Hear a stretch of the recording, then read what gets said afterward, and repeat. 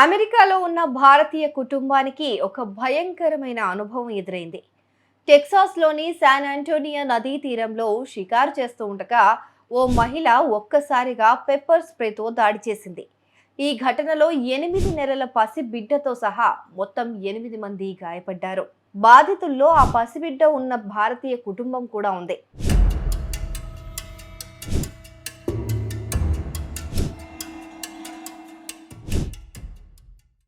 November 15 శనివారం రాత్రి గోరియో boat tour నిర్వహిస్తూ ఉండగా ఈ భయంకరమైన ఘటన జరిగింది.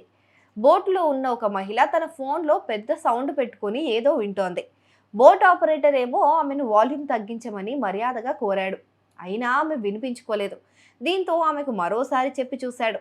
సౌండ్ తగ్గించకపోతే దిగిపోండి అని ఆపరేటర్ విసుగు చెంది సీరియస్ అయ్యాడు. దీంతో ఆ మహిళ ఒక్కసారిగా ఆగ్రహానికి లోనైంది. మాట పెరగడంతో ఆపరేటర్ ఆమెను దిగిపోండి అంటూ బోటును ఆపేశాడు.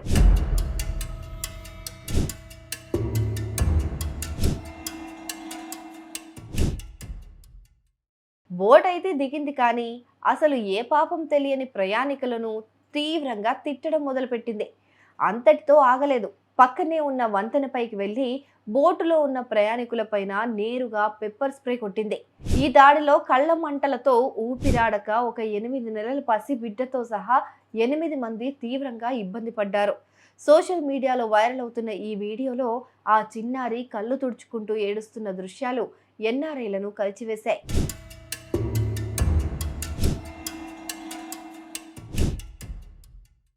ఈ దాడికి పాల్పడిన మహిళ వెంటనే అక్కడి నుంచి పారిపోయింది. పోలీసులు ఇప్పటికే ఆమెను పట్టుకోలేకపోయారు. దాడిలో గాయపడిన భారతీయ కుటుంబం ఆ మహిళపైన చట్టపరమైన చర్యలు తీసుకోవడానికి సిద్ధమవుతున్నట్లు వారి స్నేహితులు తెలిపారు. వినోదం కోసం వెళ్లిన పర్యాటకులకు ఈ విధంగా శాంతి భద్రతలకు విఘాతం కలగటం పైన శాన్ ఆంటోనియో అధికారులు విచారణ మొదలుపెట్టారు.